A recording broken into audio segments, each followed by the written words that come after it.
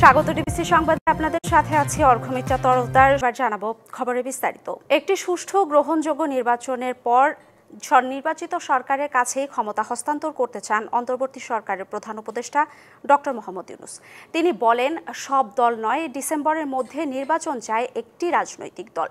বৃহস্পতিবার সকালে জাপানের রাজধানী টোকিওতে নিক্কেই ফোরামের ফিউচার অব এশিয়ার 30তম সম্মেলনে উদ্বোধনী অনুষ্ঠানের অংশ নেওয়ার পর প্রশ্নোত্তরে এসব কথা বলেন তিনি। প্রধান উপদেষ্টা জানান, মোটামুটি সংস্কার করে নির্বাচন দিতে আরও প্রায় 6 মাস লেগে যাবে। সাবেক প্রধানমন্ত্রী শেখ হাসিনা ভুল পন্থায় দেশ চালিয়েছেন অভিযোগ করে ডক্টর ইউনূস বলেন, সংস্কার এবং একটি অবাধ সুষ্ঠু নির্বাচনের প্রস্তুতি নিচ্ছে তার সরকার।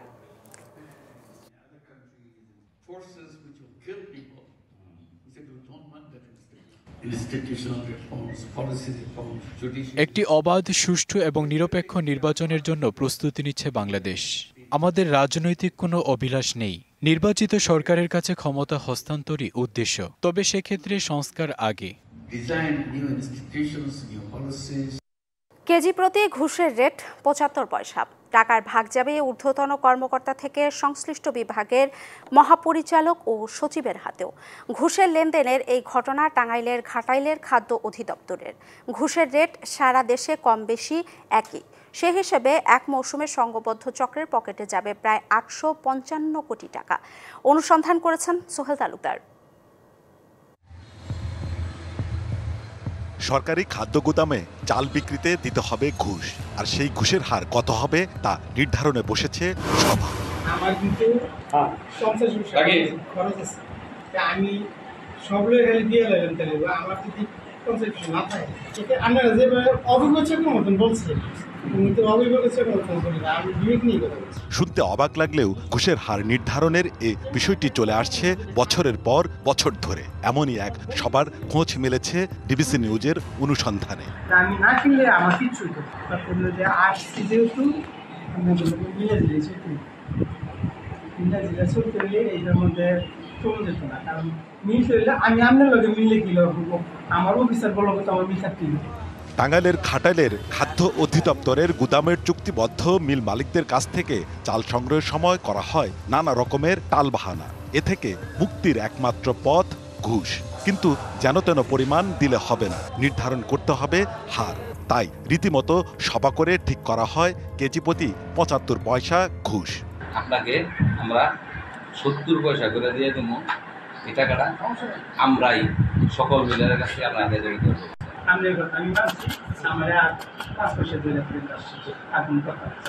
গোপনে রেকর্ড করা অডিও ক্লিপে জানা যায় ঘুষের টাকা যাচ্ছে কার কার পকেটে। পয়সা মন্ত্রণালয় পর্যন্ত যায়, এখন তো মন্ত্রী পর্যন্ত জানা। আমি মন্ত্রী ছিল, কোন সিলেক্টরিরা মন্ত্রীর বাসায় টাকা দিব না। আমাদের ডিসি ডাইরেক্টরের কাছে জমা লাগবে, ডাইরেক্টর সংগ্রহ আর ডাইরেক্টর চলাচল, যে যিনি প্রোগ্রাম করবো, এই 3 জনের কাছে আমাদের যাইতেই। তবে ঘাটাইলের বৈঠকটি মোটেও বিচ্ছিন্ন ঘটনা নয়। সারা দেশের খাদ্য গুদামের চিত্র প্রায় একই। ঘুষের টাকা আবার চাল বিক্রির আগেই দিতে হয় কুলি সর্দার অথবা নিজস্ব কারো হাতে। এইমাত্র 1 লাখ টাকা ঘুষ দিয়ে আসলাম, এই সর্দারকে ঘুষ দিয়ে আসলাম, ওরা ওই চালটা নিয়ে নিল। মানে ঘুষ না দিলে কোনো কাজই হচ্ছে না, দেশের কোনো কাজই না। আমরা যে ইন্টারভিউ দিতে আসছি, আমাদেরও মানে ভয়ভীতি থাকে এখানে যে আমরা কি ইন্টারভিউ দেবো, আমাদের কোনো হ্যারাসমেন্ট করবে কিনা। থাকবে আসছেন আপনারা কোরার ডিম করতে পারবেন, কিছুই করতে পারবেন না আপনারা। আমাদের সার সার করে হাতে পায়ে ধরতে হয়, ঘুষ দিতে হয়, মিটিং করে ঘুষ দিতে হয়। এর চেয়ে আর বাংলাদেশের স্বাধীন দেশ কি আছে আমাদের? আর ঘুষের রেট নির্ধারণের সভার কথা চালকল নেতা মনসুর স্বীকার করলেও বিষয়টি পুরোপুরি অস্বীকার করেন ঘাটাইলের খাদ্য গুদাম কর্মকর্তা রফিকুল ইসলাম ও পুলিশ সর্দার সাত্তার। উনি ওসিএলএসডি রফিকুল ইসলাম। না, তা তো আপনি শুনতেই পারছেন। এটা আমি আর কি বলবো, আপনার কাছে যেহেতু রেকর্ডিং আছে, ডকুমেন্ট আছে। আমি না কিছু জানি না, হইলে হইতে পারে কিন্তু আমি জানি না। জেলার যে প্রতিনিধি উনি আসছিল, চাউলের মান আরও কীভাবে আপগ্রেড করা যায়, এই জন্য ওনাদেরকে নিয়ে আমি মিটিং। অন্তত এগুলা আসলে বর্তমান যুগে কিছু বোঝার কিছু হয় না। অবশ্যই আমি যেটার সাথে জড়িত নাই, কেউ যদি এটা মিথ্যা করে এটা আমি গোপনে রেকর্ড করা অডিওর কণ্ঠ গুদাম কর্মকর্তার বলে নিশ্চিত করলেও এর দায় নিতে অস্বীকৃতি জানান উপজেলা খাদ্য কর্মকর্তা। হ্যাঁ, যেটা শুনলাম ওটা ওনার। ওনার কণ্ঠই শোনা যাচ্ছে। আপনি যে বক্তব্যটা শুনেছেন এটা সে কেন বলেছে, এটা কোন উদ্দেশ্যে বলেছে, এটা আমি জ্ঞাত না। চালকল মালিকদের অভিযোগ, দেশের প্রায় প্রতিটি খাদ্য গুদামেই রয়েছে ঘুষচক্র। এক মৌসুমেই হাতিয়ে নিচ্ছে কোটি কোটি টাকা। তবে অভিযোগ অস্বীকার করেছেন অভিযুক্তরা। তার বিরুদ্ধে যদি এই ধরনের প্রমাণ থাকে ওই কর্মকর্তার বিরুদ্ধে আমি ব্যবস্থা নেব। আমাদের আপনার নির্দেশেই এই প্রত্যেকটা যে খাদ্য নিয়ন্ত্রক যে অফিস আছে সেই না না না না আপনার কোনো কর্মকর্তা যদি বলে থাকে তাহলে তার বিরুদ্ধে ব্যবস্থা নেওয়া হবে। যা কিছু হয় সেটা মিনিস্ট্রি থেকে হয়, মানে দেন না নরমালি বলতে চাই। কিরকম সুবিধা নেওয়া কৃষকের কাছ থেকে এরকম পাইলে আমরা জবাই করে দিই। অভিযোগটা ডিজিটালের কাছে যদি আসে সবচেয়ে ব্যবস্থা নেবে যে হোক। টিআইবি পরিচালক বলছেন, জড়িতদের জবাবদিহিতার আওতায় আনা গেলে অবৈধ লেনদেনে বাধ্য করার তৎপরতা বন্ধ করা যাবে। পরিষ্কারভাবে তারা ক্ষমতার ব্যবহার করছেন, দুর্নীতি করছেন, প্রতারণা করছেন এবং সংঘবদ্ধভাবে অনিয়ম করে সেটা একটা বিশেষ গোষ্ঠী লাভবান হচ্ছেন। সমষ্টি কর্তৃপক্ষ মন্ত্রণালয় তো দেখা উচিত, কিন্তু আমি এক্ষেত্রে দুর্নীতি দমন কমিশন একটা গুরুত্বপূর্ণ ভূমিকা পালন করতে পারে। সারা দেশে খাদ্য গুদাম থেকে সংগ্রহ করা হবে 1,14,01,845 মেট্রিক টন চাল। প্রতি কেজিতে কম বেশি 75 পয়সা করে ঘুষ দিতে হলে এক মৌসুমে তা গিয়ে দাঁড়াবে প্রায় 855 কোটি টাকা। Sohel Talukdar, DBC news, Dhaka. Tokyo থেকে নিকে সম্মেলনে সরাসরি যুক্ত হচ্ছেন সহকর্মী মনিরুল সোহাগ। সোহাগ, এরই মধ্যে তো নিকে সম্মেলন উদ্বোধন হয়ে গেছে, প্রশ্নোত্তর পর্বে কথাও বলছেন প্রধান উপদেষ্টা, আর কি কি কর্মসূচি আসে আজ? জানেন যে আসলে নিক্কেই ফোরামের 30তম যে সম্মেলন ফিউচার অফ এশিয়া, সেটি আজকে আসলে আনুষ্ঠানিকভাবে শুরু হলো এবং প্রধান উপদেষ্টা ডক্টর মোহাম্মদ ইউনূস তিনি কিন্তু এই সম্মেলনের মূল বক্তা হিসেবে আসলে তার বক্তব্য দিয়েছেন এবং তার যে বক্তব্য সেটা উপস্থাপন করেছেন। এবং তারপরে যে প্রশ্নোত্তর পর্ব ছিল সেই প্রশ্নোত্তর পর্বে মূলত বাংলাদেশ বিষয় নিয়ে আলোচনায় আসে এবং তিনি বাংলাদেশের 24শে গণ অভ্যুত্থানের বিষয়টি তুলে ধরেছেন, সেখানে যে সকল হত্যাকাণ্ডের বিষয় রয়েছে সেগুলো তুলে ধরেছেন এবং পাশাপাশি নির্বাচন নিয়ে কিন্তু আসলে কথা আসে। প্রধান উপদেষ্টা আজও পরিষ্কার করে জানিয়েছেন যে ডিসেম্বর থেকে জুনের মধ্যে তিনি নির্বাচন দিতে চান এবং একটি সুষ্ঠু এবং গ্রহণযোগ্য নির্বাচন দেয়াই তার উদ্দেশ্য এবং নির্বাচিত সরকারের কাছেই তিনি ক্ষমতা হস্তান্তর করতে চান। এই বিষয়টি কিন্তু তিনি পরিষ্কার করে জানিয়েছেন এবং জানিয়েছেন যে একটি রাজনৈতিক দল ডিসেম্বরের মধ্যেই নির্বাচন চায়, সেটি আসলে তাড়াহুড়া হয়ে যাবে বলে মন্তব্য করেন তিনি এবং এর প্রসঙ্গে তিনি আসলে যে সকল সংস্কারের কার্যক্রম চলছে সেই বিষয়গুলো কিন্তু তুলে ধরেছেন। এর পাশাপাশি এই নিক্কেই সম্মেলনকে কেন্দ্র করে জাপানে কিন্তু আরো একদিন অর্থাৎ আজ এবং আগামীকাল এই 2 দিন কিন্তু প্রধান উপদেষ্টার বিভিন্ন কর্মসূচি রয়েছে। এর মধ্যে জাইকার প্রেসিডেন্টের সাথে তার বৈঠক রয়েছে এবং পাশাপাশি আগামীকাল জাপানের প্রধানমন্ত্রীর সাথে বৈঠক রয়েছে। তো এই দুটি বৈঠক কিন্তু বাংলাদেশের জন্য খুবই গুরুত্বপূর্ণ, অর্থাৎ জাপানের প্রধানমন্ত্রীর সাথে যে বৈঠকটি অনুষ্ঠিত হবে সেখানে আসলে বাংলাদেশ থেকে কি কি সুবিধা আরো পাবে এবং এর মধ্যে উল্লেখযোগ্য কিন্তু প্রায় 1 লাখ তরুণকে জাপানে কাজের বা অন্যান্য ক্ষেত্রে সুবিধা দেয়া, সেই বিষয়গুলো আলোচনা আসবে এবং জাইকার সাথে যে আলোচনা সেখানে আপনি জানেন যে অর্থায়নের বিভিন্ন বিষয় রয়েছে। তো সব মিলিয়ে আসলে যে এই যে সম্মেলনটি সেই সম্মেলনটি কিন্তু চলছে, আমরা সকাল থেকে ছিলাম এবং নিশ্চয়ই পরে যখন অন্যান্য সেশনগুলো অনুষ্ঠিত হবে এবং সাইডলাইনে যে বৈঠকগুলো অনুষ্ঠিত হবে সেই বৈঠকগুলোর খবরও কিন্তু আমরা জানিয়ে দেবো। তো এই ছিল জাপানের টোকিও থেকে আজকের এই মুহূর্তের খবর। মনিরুল সোহাগ, ধন্যবাদ আপনাকে। জাতিসংঘ শান্তিরক্ষী দিবস আজ। জাতিসংঘ শান্তিরক্ষা কার্যক্রমে অংশগ্রহণকারী বিশ্বের সকল দেশের শান্তিরক্ষীদের অসামান্য অবদানকে এই দিনে গভীর শ্রদ্ধার সাথে স্মরণ করা হচ্ছে। বিশ্বের অন্যান্য দেশের মতো বাংলাদেশ উদযাপন করবে দিনটি। এ উপলক্ষে রাষ্ট্রীয়ভাবে নানা কর্মসূচি হাতে নিয়েছে বাংলাদেশ। সকালে শান্তিরক্ষীদের স্মরণের মাধ্যমে দিবসের কর্মসূচি শুরু হবে, এরপর হবে শান্তিরক্ষী দৌড়। পরে বাংলাদেশ চীন মৈত্রী সম্মেলন কেন্দ্রে আয়োজিত অনুষ্ঠানে আহত শান্তিরক্ষীদের জন্য সংবর্ধনা এবং জাতিসংঘ শান্তিরক্ষা বিশেষ উপস্থাপনার আয়োজন করা হয়েছে। বর্তমানে 10 দেশে 5,818 জন শান্তিরক্ষী জাতিসংঘ শান্তিরক্ষা মিশনে ও কার্যক্রমে নিয়োজিত আছে, যার মধ্যে রয়েছে 444 জন নারী শান্তিরক্ষী। শুরু থেকে এ পর্যন্ত জাতিসংঘ মিশনে বাংলাদেশের সর্বমোট 108 জন শান্তিরক্ষী শহীদ হয়েছেন। বাংলাদেশ নৌবাহিনীর ব্যবস্থাপনায় নানান কর্মসূচির মধ্য দিয়ে খুলনায় উদযাপিত হচ্ছে আন্তর্জাতিক জাতিসংঘ শান্তিরক্ষী দিবস। এই উপলক্ষে সকাল 7:30টায় নগরীর শিববাড়ির মোড় থেকে শোভাযাত্রা বের হয়ে বাংলাদেশের নৌবাহিনীর ঘাঁটি বনৌজা তিতুমিরে এসে শেষ হয়। জাতিসংঘ শান্তিরক্ষা কার্যক্রমে অংশগ্রহণকারী বিশ্বের সব দেশের শান্তিরক্ষীদের প্রতি গভীর শ্রদ্ধা ও অসামান্য অবদানকে স্মরণীয় করে রাখতে 2002 সাল থেকে প্রতি বছর দিবসটি উদযাপন করা হয়।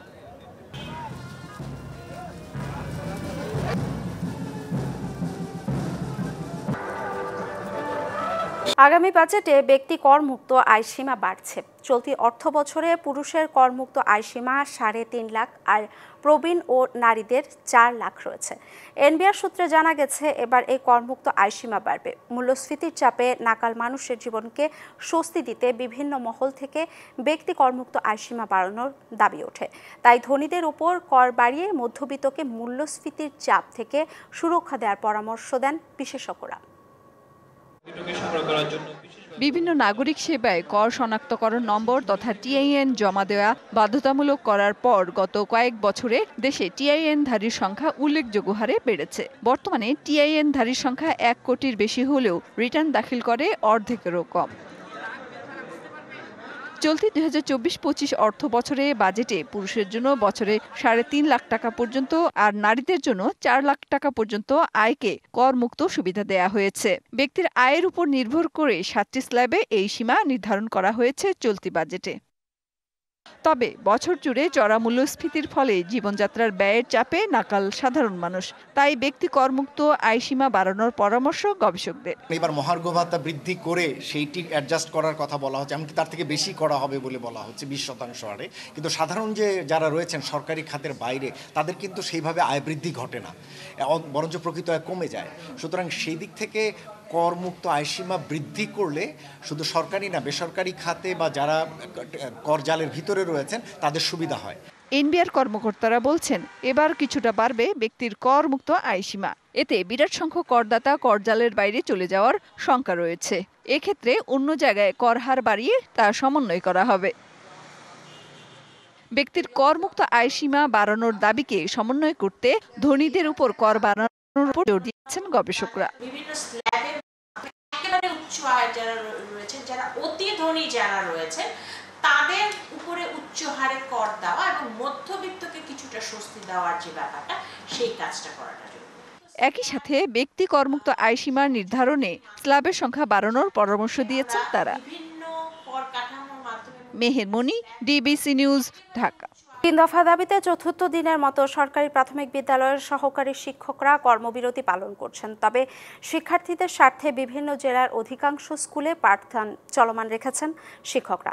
প্রাথমিক বিদ্যালয়গুলোতে দেখা গেছে ঢিলেঢালা ভাব, শিক্ষার্থীদের উপস্থিতি তুলনামূলক কম। সহকারী শিক্ষকরা স্কুলে গেলেও পুরোপুরি হচ্ছে না শ্রেণী কার্যক্রম।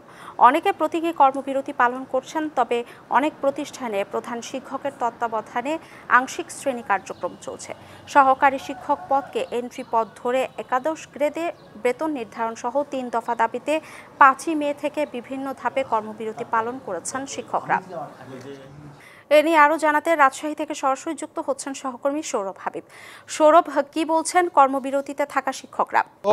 আমি রাজশাহীর ঘোড়ামারা সরকারি প্রাথমিক বিদ্যালয়ে এসেছি এবং এই স্কুলটিতে কিন্তু আমরা দেখতে পাচ্ছি যে শিক্ষার্থীরা বিশেষ করে তারা কিন্তু আসছেন এবং তারা কিন্তু এসে করে তারা সময় কাটাচ্ছে। বিশেষ করে তারা যেহেতু অলস সময় এবং অলস সময়টি তারা তাদের মতো দুষ্টুমি, খেলাধুলা, খুনসুটি করে ব্যয় করছে এবং শিক্ষকরা কিন্তু আজকে আমরা দেখেছি যে তারা এসেছেন এবং তারা যথারীতি এসে অবস্থান করছে এবং তারা বলছেন যে করোনাকালীন সময়ের যে সরকারের 2টি পাইলট প্রজেক্ট ছিল সেই প্রজেক্টের যে রেমিডিয়াল ক্লাস, সেই ক্লাসটি তারা মাঝে মাঝে নিচ্ছেন এবং অন্যান্য যে নিয়মিত পাঠদানের যে বিষয়টি সেটি কিন্তু হচ্ছে না এবং দেখতে পাচ্ছেন যে ক্লাসরুমে ফাঁকা, শিক্ষার্থীরা বাইরে অবস্থান করে খেলাধুলা করছে। এখানকার যিনি প্রধান শিক্ষক আছেন আয়ুব আলী, একটু আপনার সাথে আমি কথা বলবো যে কি অবস্থা আপনাদের যে আন্দোলন হচ্ছে, কবে নাগাদ ক্লাসের পরিবেশ স্বাভাবিকভাবে ফিরতে পারে বলে মনে করেন আপনি? ধন্যবাদ আপনাকে। আমি তো প্রত্যাশা করি এক্ষুনি স্বাভাবিক হয়ে যাক। আজকে তো পূর্ণ দিবস কর্মবিরতি 4র্থ দিন চলছে, সমূহ ক্ষতি হয়ে যাচ্ছে আমাদের বাচ্চাদের। এবং এই কর্মবিরতির কারণে বাচ্চার উপস্থিতিও কমে যাচ্ছে দিন দিন। যদিও আর একটা দিন পাবো আমরা ঈদের আগে, 1 তারিখে আমাদের রেমিডিয়ালের পরীক্ষা আছে, তারপরে একদিন পাবো। আশা করছি এর মধ্যেই হয়তো ঠিক হয়ে যাবে, আল্লাহ ভরসা। সরকারের পক্ষ থেকে কোনো সাড়া পাচ্ছেন কিনা যে এই যে আন্দোলন শিক্ষকদের দাবি দাওয়া মেনে নেওয়ার বিষয়ে? আমরা তো অনেক দূরে রুট লেভেলে, আমরা তো ডিরেক্ট ভাবে সাড়া পাই না। তবে আমরা প্রতিদিনই প্রত্যাশা করছি, সবসময় নিউজের সাথে আছি যে কোনো ধরনের ইঙ্গিত আমরা হয়তো পাবো। এই যে শিক্ষার্থীদের ক্ষতি হয়ে যাচ্ছে, এই ক্ষতি কিভাবে পুষিয়ে নেবেন মনে করছেন? এই খুশি আমাদেরকেই পোষাতে হবে, কোনো উপায় নাই, আমাদের কোনো সেকেন্ড অপশন নাই। এই বাচ্চারা তো প্রাইভেট পড়ে না, কোচিংও নাই, সুযোগও নাই বাচ্চাদের। এটা আমরা যে বিরতিতে করছি, আবার শনিবারেও হয়তো ক্লাস নেব, আর মাঝে ছুটি পাবো। এই ছুটির মধ্যে আমরা অল্টারনেটিভ করে সবাই হয়তো পুরো টিম না আসলেও একজন মূল হতদরিদ্র পরিবারের সন্তানরাই কিন্তু এখানে বেশিরভাগ ভর্তি হন এবং পড়াশোনা সামর্থ্য আছে, তারা কিন্তু বিভিন্ন কিন্ডারগার্টেন বেসরকারি স্কুলে পড়াশোনা করে, যে কারণে এই স্কুলগুলোর শিক্ষার্থীরা কিন্তু অনেকটাই মানে অসহায় হয়ে পড়েছে। তারা এখানে এসে ক্লাস করতে পারছে না। তোমাদের যে ক্লাস হচ্ছে না সেক্ষেত্রে পরীক্ষার কি ধরনের ক্ষতি হতে পারে? পরীক্ষায় অনেক ধরনের ক্ষতি হতে পারে, যেমন আমরা পরীক্ষাতে ভালো ফলাফল করতে পারছি না, আবার অন্য স্কুলে চান্স পাবো কিনা এটা অনেক সম্ভাবনা কম থাকতে পারে। ধন্যবাদ। শুনছিলেন অর্ঘ্য, এখানকার শিক্ষক এবং শিক্ষার্থীরা বলছিলেন এই যে ধর্মঘটের বিষয় নিয়ে। অর্ঘ্য। সৌরভ হাবিব, ধন্যবাদ আপনাকে। বিভিন্ন দেশ থেকে আমদানি করা পণ্যের উপর যুক্তরাষ্ট্রের প্রেসিডেন্ট ডোনাল্ড ট্রাম্পের আরোপ করা শুল্ক স্থগিত করেছে মার্কিন আদালত। স্থানীয় সময় বুধবার নিউ ইয়র্কে আন্তর্জাতিক বাণিজ্য আদালত এক আদেশে এমন সিদ্ধান্তের কথা জানায়। আদেশে বলা হয়, বিভিন্ন দেশের উপর পাল্টা শুল্ক আরোপ করে নিজের ক্ষমতার সীমা অতিক্রম করেছেন ট্রাম্প। যুক্তরাষ্ট্রের সংবিধান অনুযায়ী কংগ্রেসকে বিভিন্ন দেশের সাথে বাণিজ্য নিয়ন্ত্রণ করার বিশেষ ক্ষমতা দেওয়া হয়েছে উল্লেখ করে আদালত জানায়, মার্কিন অর্থনৈতিক সুরক্ষার জন্য প্রেসিডেন্ট জরুরি ক্ষমতার মাধ্যমে তা বাতিল করতে পারেন না। আদালতের আদেশের পর এর বিরুদ্ধে আপিলের একটি নোটিশ দিয়েছে ট্রাম্প প্রশাসন। Bangla folk and rock festival মাতালেন যুক্তরাষ্ট্রের নিউ ইয়র্ক প্রবাসী বাংলাদেশিরা, আর মঞ্চ মাতালেন অর্ণব ও সুনিধি। এর আয়োজন ছিল তারুণ্যের জোয়ার। অনুষ্ঠানে আরও গান পরিবেশন করে ইজি এবং ব্রাদার্স ইন ম্যাডনেস। ছুটির দিনে সন্ধ্যায় যুক্তরাষ্ট্রের কুইন্সের জোড়া কনসার্ট হলে ছিল বাংলা ফোক অ্যান্ড রক ফেস্টিভ্যালের আয়োজন। গানের সুরে ফেস্টিভ্যাল জোয়ার। বাংলাদেশ থেকে আসা অর্ণব উইথ সুনিধি ও ইজি, নিউ ইয়র্কের ব্যান্ড দল ব্রাদার্স ইন ম্যাডনেস অনুষ্ঠানে অংশ নেয়। যুক্তরাষ্ট্র ভিত্তিক প্রমোটার প্রতিষ্ঠান ফ্রিডম এন্টারটেইনমেন্ট এই ফেস্টিভ্যালের আয়োজন করে। শারমিন সিরাজ সোনিয়ার সঞ্চালনায় অংশগ্রহণকারীরা তাদের পরিবেশনা সবাইকে মাতিয়ে তোলে। কনসার্টে নিউ ইয়র্ক চ্যাপ্টারের আয়োজকরা দর্শকের উপস্থিতিতে ফেস্টিভ্যাল সফল করার সংশ্লিষ্ট সবাইকে ধন্যবাদ জানান। নিউ ইয়র্কে এটাই প্রথম ফ্রিডম এন্টারটেইনমেন্টের আন্ডারে আমাদের শো করাটা। দর্শকদের বিশাল একটা আবেদন ছিল যে ফোক এবং রকের একটা কম্বিনেশন করা, তো সেদিক থেকে বিবেচনা করি এই প্রথম নিউ ইয়র্কে এই আয়োজনটা করা এবং হাউসফুল ছিল। আমরা সত্যি কৃতজ্ঞ যে আমাদেরকে এতভাবে যে মানুষ সাড়া দিয়েছে সেজন্য। জনপ্রিয় শিল্পী সায়ন চৌধুরী অর্ণব ও সুনিধি নায়ক মঞ্চে উঠলে মেতে ওঠেন দর্শকরা, তাদের গানে মুগ্ধতা ছড়ায়।